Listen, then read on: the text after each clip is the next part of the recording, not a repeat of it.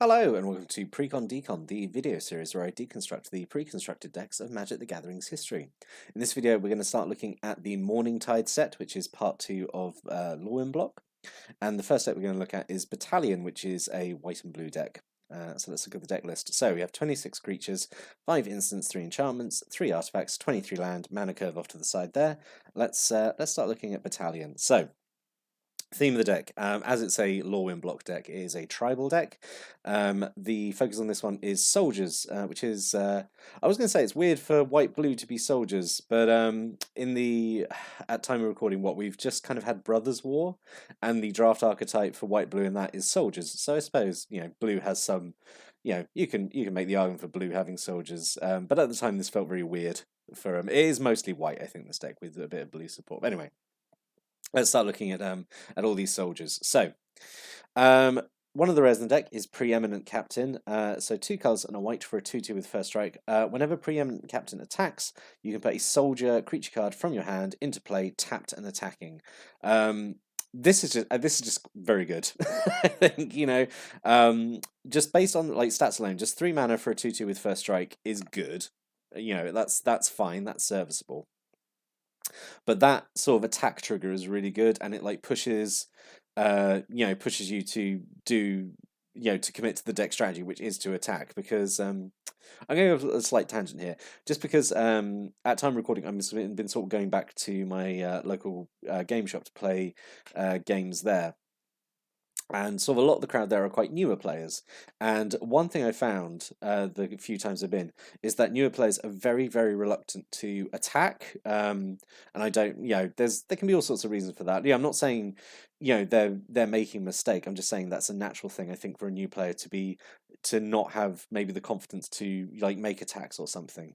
Maybe because they want to like maybe turtle up, they maybe don't know what their opponent can do in response, that kind of thing. They want to maybe be a bit more passive and defensive because they don't have necessarily the knowledge to act with a bit more confidence, which is fine. And it's a learning curve, obviously. So that's why I really like cards like this, and a lot of cards. It's a big designer thing going forward, where they have attack triggers. So rather than sort of staying back and you tap to do the ability, whatever, which would be fine but boring. Having this trigger on the attack, I think, is a lot more interesting, because then it obviously pushes you to like, oh, you want to be attacking with this guy, you want to be attacking, you want to get another soldier out who is then also attacking. That's what the deck wants to do.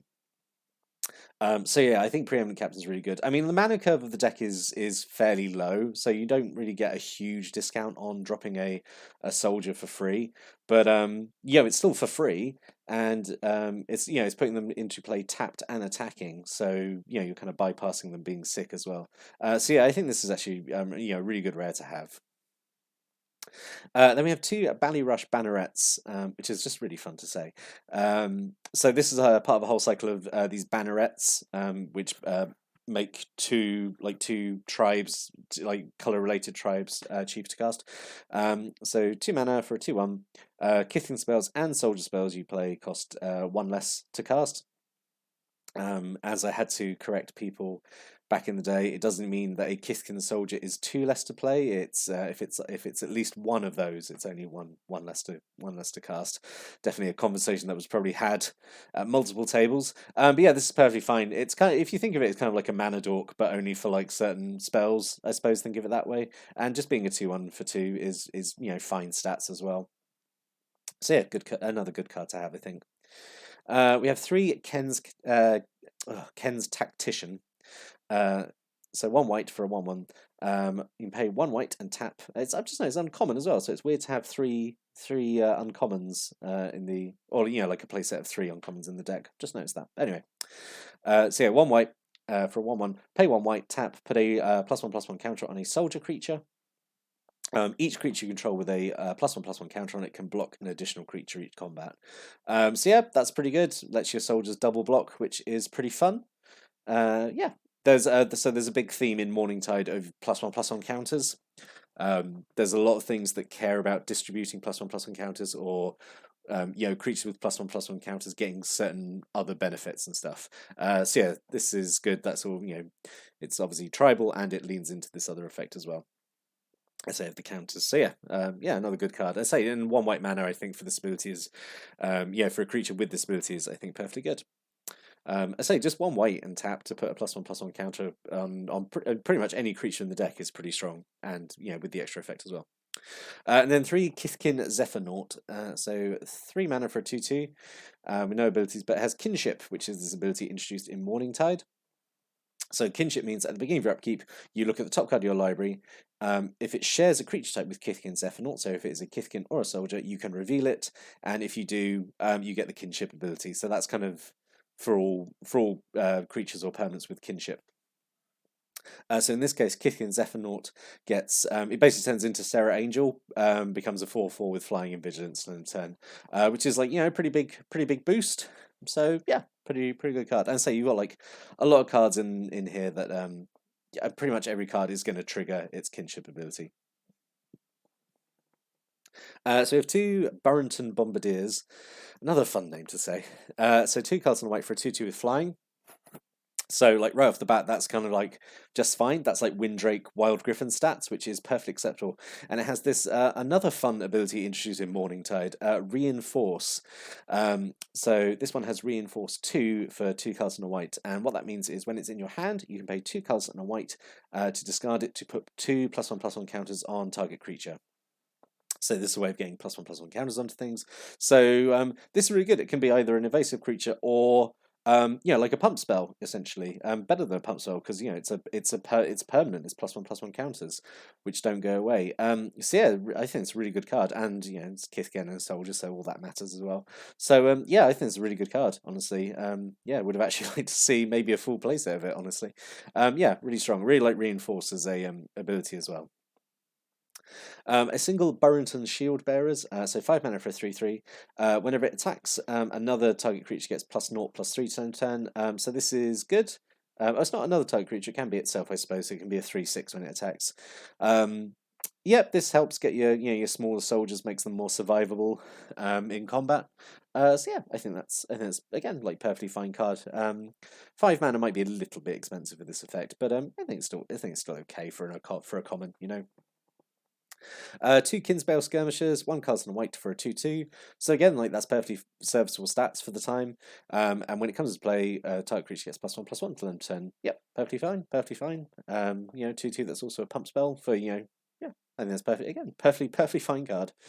And then a single Mosquito Guard, 1 white mana for a 1/1 with the first strike. So what? That's Tundra Wolves. Tundra Wolves stats, which again, like perfectly serviceable, and I would argue with better tribes as well, like being a Kithkin and a soldier. And like the Burrington Bombardier, it has Reinforce, but only Reinforce for 1, so only a single +1/+1 counter, but it is cheaper at 2 mana. So again, it's like a pump spell or a 1/1 first strike if you need it. And then we have a single Veteran of the Depths, 4 mana for a 2/2. Whenever it becomes tapped, you can put a +1/+1 counter on it. Yep, perfectly good. But again, perfectly fine card. I talked about this card a little bit in the Merrow Riverways deck from Lorwyn. This wasn't in the deck, but I sort of suggested it could be in here because it's a way to it builds up and it can sort of be a bit of muscle for the deck. Just because this being white-blue, you don't have like a great selection of like big creatures, so this is a way of it. This could eventually build up and become maybe quite hard to deal with. So the other area of the deck is Revelark, not a soldier, but an elemental. So 4 and a white for a 4/3 with flying. When it leaves play, return up to 2 target creatures with power 2 or less from your graveyard to play, and it has Evoke for 5 and a white. So Evoke means you can pay its Evoke cost, it comes to play, and then it's immediately sacrificed. So you would get this you would get its leaves play ability. If you really need to, I think it would be better just to cast it, have a 4/3 flyer, and then when it dies, you get the effect anyway. But yeah, if you desperately need to get some like kind of the more vital soldiers, like the preeminent captain or something else back, you can evoke it and get them straight back in. So yeah, I think Revelark is pretty strong, and like it has a bit of a legacy. I think it's been used a lot in kind of like combo decks throughout the years in standard and vintage and modern and stuff. And then moving on to the blue soldiers. So 2 Fencer Cliques. So 2 cards on the blue for a 3/2 flyer, and you can pay 1 blue to put it back on top of owner's library, which is fine. It's a way of dodging removal, I suppose. It's a little desperate because then it locks you out of your next draw. But if you desperately want to keep it alive, that is an option. Actually, I mean, you could argue there's actually a way around this because you put it back on top of deck, and then it can trigger like kinship abilities for fairies and soldiers. I suppose that's an option. But I don't know if that's maybe the best use out of it. But yeah, normally this is just a 3/2 flyer. And then we have two Sentinels of Glen Elendra, who are 4 mana for a 2/3 with flash and flying. So this is really, good creature drop down at end of turn or like mid combat to kind of like mess up combat maths. So yeah, just again like fine creature to have. There's a little bit of theme I'm finding in this deck, like just a lot of the cards are just like perfectly fine. Two Ink Fathom Divers, 3 and 2 blue for a 3/3 with Island Walk. When it comes to play, look at the top 4 cards of your library and put them back in any order. So it's like the Sage Owl ability. Perfectly good. Again, sets up your next 4 turns. Yeah, and like it's a 3/3 potentially unblockable with Island Walk. I don't think you've got any ways of messing around with land types in the deck, but yeah, it's fine. Just for the effect, I think is okay. Then we have 2 Moth Dust Changelings, single blue for a 1/1 Changeling. Tap an untap creature you control, it gets flying until end of turn. So I remember this card actually being more useful in like Merfolk decks because Merfolk in Lorwyn really care about being tapped and untapped, and a lot of them have like, oh, when it becomes tapped, you get this, but like maybe lack an ability to become tapped apart from attacking. So Moth Dust Changing was actually pretty good because it gave you a way to tap your Merfolk and get their abilities. In this deck, it's a weird choice. I think it's essentially just like a 1/1 soldier. That's because it's a changeling, cancels all creature types. With kind of it can get flying if you need it to. It's kind of just I think here just to serve as a 1-drop, honestly, but not a very exciting one. And then a single turtle shell changeling, 4 mana for a 1/4 with changeling. You can pay 1 and a blue to switch its power and toughness till end turn, so you can make it into a 4/1. Which is okay. I guess if you attack with it and it gets through unblocked, you could switch it, and yeah, I guess. But yeah, I think it's maybe a little expensive. I think for this ability, but it's fine. And then we have some non-creature spells. So we have 2 Oblivion Ring, classic Oblivion Ring. We like Oblivion Ring. Everyone knows what Oblivion Ring does. No need to talk about it too much. Just that it's very, very good.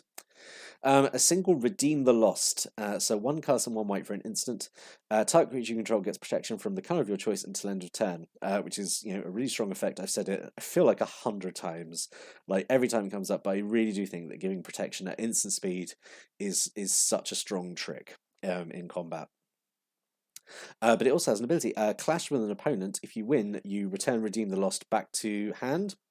So there's a cycle of these cards, but they all basically have like kind of like a small effect. Although I'd argue like protection at instant speed is like a really strong effect, but they all have like kind of a small effect, and you clash with an opponent. Clash being like you both reveal the top card of your deck, and whoever has the highest mana value wins the clash. If you win the clash, you get this back to your hand, so you can cast it again. So it's a pretty fun card, I think. I think getting more than like 1 casting out of it is actually really, really good. So yeah, I like it. 2 Swell of Courage, so 3 colourless and 2 white. For an instant, creature you control get +2/+2 at end of turn. This being at instant speed is really, really strong. It also has Reinforce for X. You can pay X and 2 white to put X +1/+1 counters on a single creature. So I quite like this design. It's either a board-wide boost for everything. I say being at instant speed is really, really strong. Or you just load up a single creature, and he can, they can just go, they can just go Rambo, So yeah, really good card. Really like it. A single Weight of Conscience. So 1 cast and a white for an aura goes on a creature. The enchanted creature can't attack. And you can tap 2 untapped creatures you control that share a creature type to exile the enchanted creature. So it's a very weird deadly card. Basically, a lot of the time this just reads, sorcery speed, 1 cast, 1 white, tap 2 creature you control that share a type, exile a creature. That's basically how it it reads.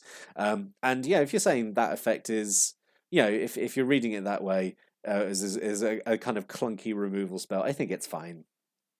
It's just a bit weird, a bit of a weird card, honestly, but it's okay. Single Disperse, just 1 cast in the blue, bounce a non-land permanent. Yep, Yep. Hope you enjoyed Boomerang because this is what we've got from now on. Basically, it can't hit lands, and it's one colours and a blue instead of two blue. Yeah, it's perfectly serviceable. It's perfectly serviceable. I like Disperse.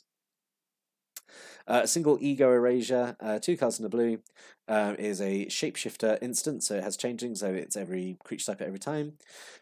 Creatures target player controls get -2, -0, and lose all creature types at end of turn. So the shrink effect is, it's pretty good.